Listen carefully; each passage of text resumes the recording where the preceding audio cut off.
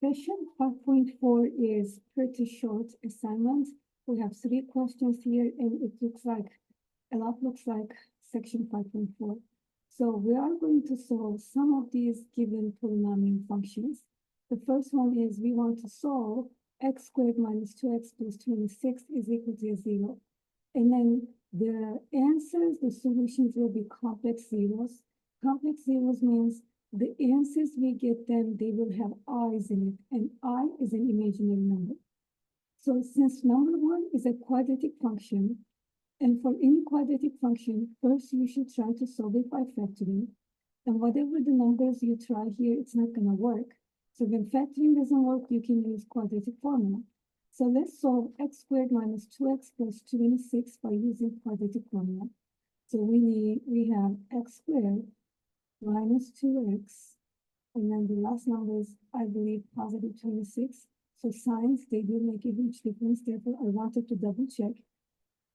So a is the number in front of x squared. So we have just one x squared, positive 1. So a is positive 1. B is the number in front of the x. So in front of the x, we have a negative 2. And C is the last number at the end. And the last number we have here is a positive 26. After we identify our ABC, we're going to find the discriminant of this equation, discriminant. And then the symbol for discriminant will be just this triangle sign.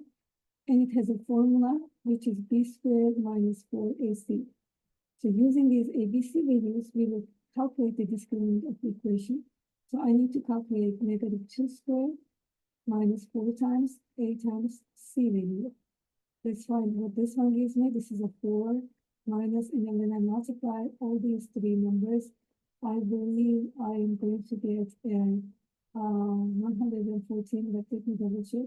4 times 6 is 24, 2 is the carry, 2 times 4 is 8, because the carry is 2, it's just going to give me the 104. Let's just write this better. So we have 104 here, and then when I subtract these 104 from 4, I am going to get a negative 100. So this is my discriminant. So the solutions x1 and x2 will be calculated using negative b plus and minus square root of delta all over 2a. This is the formula we will need to calculate the solutions for these quadratic equations. So let's set this up. We are going to have two solutions, x1 and x2. And then whatever the b value, we're going to put the opposite of the b value. So b is negative 2, and opposite of negative 2 is just a positive 2. Plus and minus square root of the delta value, which is negative 100, all over 2 times a value is 1. Now I need to simplify the work I created here. So I'm going to have two solutions, which is going to be 2 plus and minus. Now, if this was a square root of positive 100, I will get a 10. But because this is square root of negative 100, I will get a 10i. So in math, whenever you have a negative sign inside a radical, you will always get an I outside. All over 2 times 1 is 2.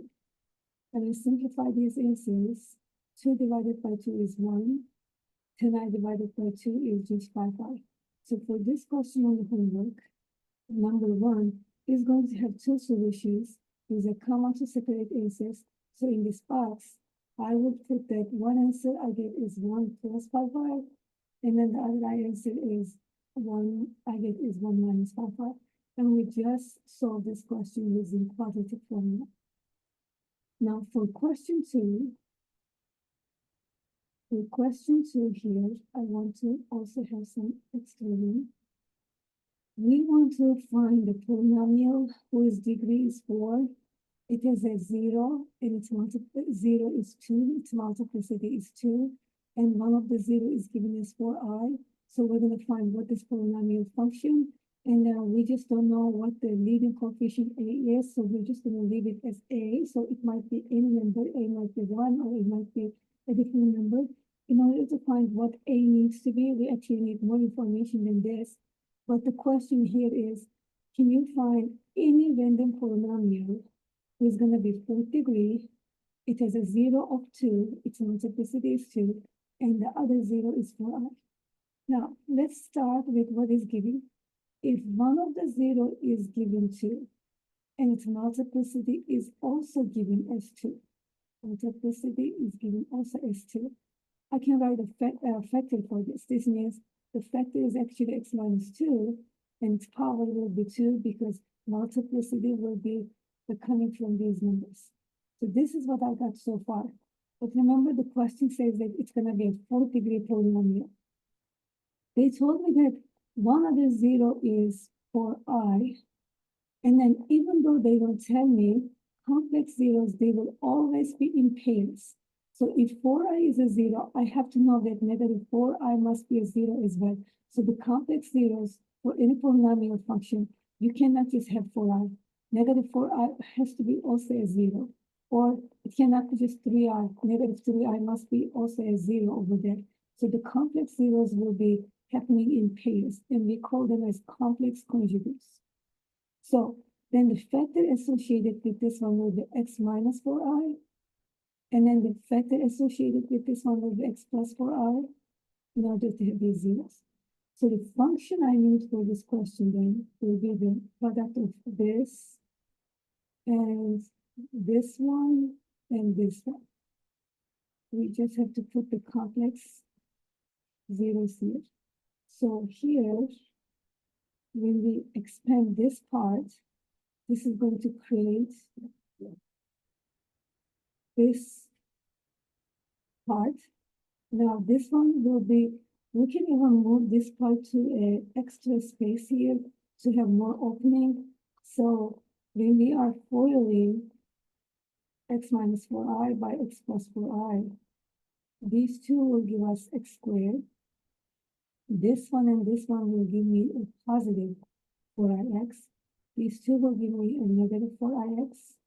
And then these two, that's a negative 16i squared. This is very important. Now, here, I squared, the value for I squared will be always equal to negative 1. This is a rule that we always have to keep in mind. So when I come here, this and this will cancel out. And I am going to have my x squared, and I'm going to have my minus 16. But instead of I squared, I need to plug in its numerical value, which is negative 1. And then this will give me just x squared, and then these two negatives will give me a positive. And then this is what I get when I actually FOIL x minus 4i by x plus 4i.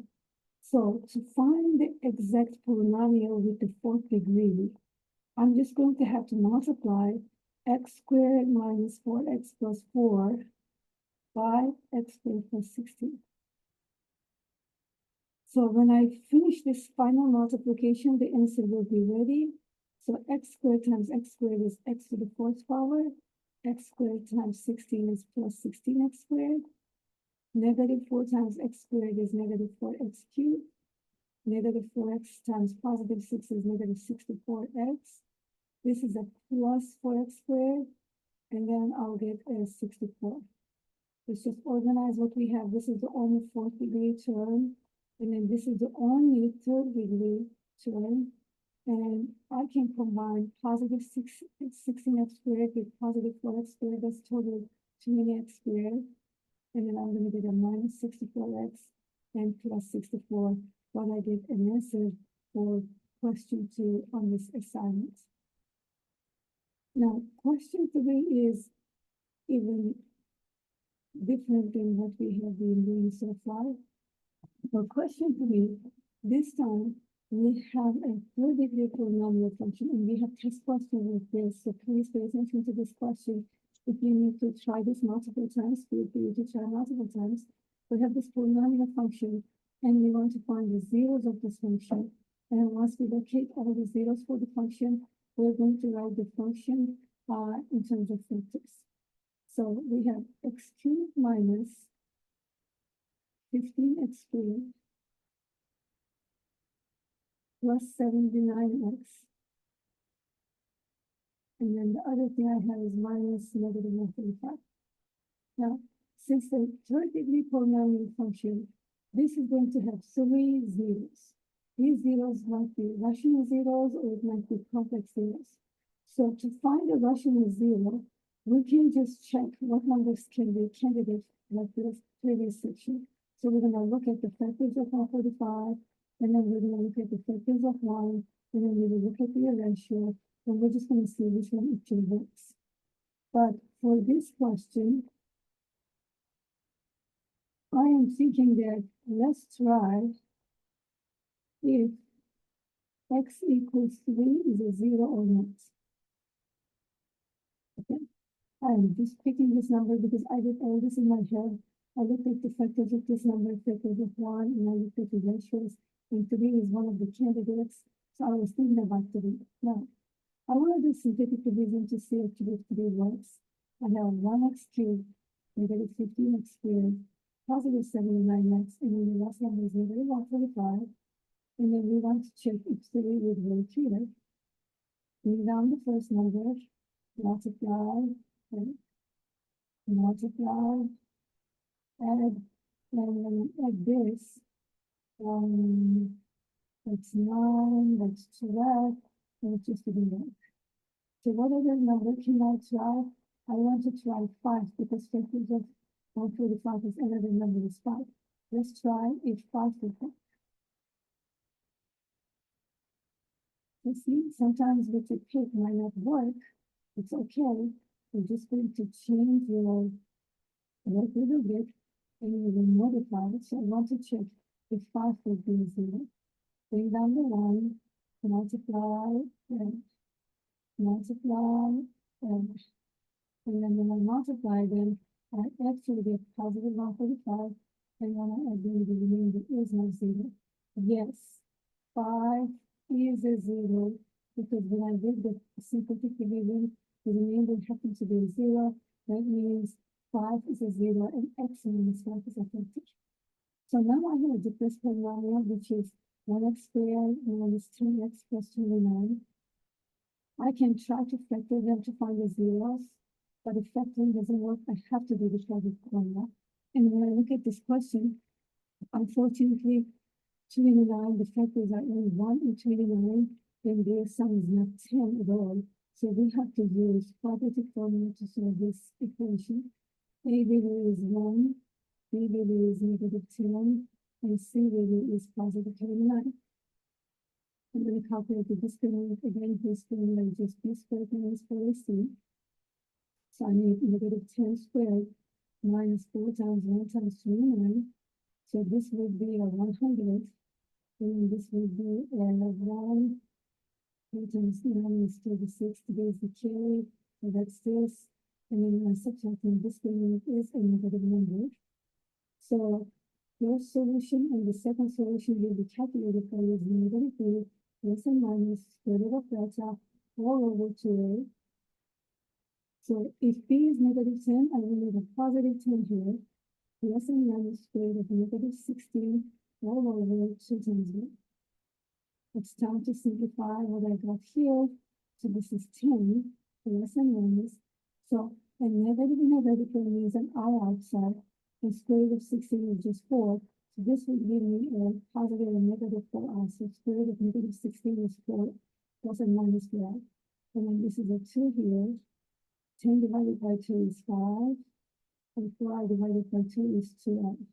So this is how we're going to do question 3 on this assignment.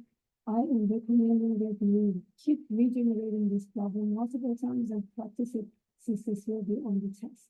This is all for section 5.4 with the complex unit.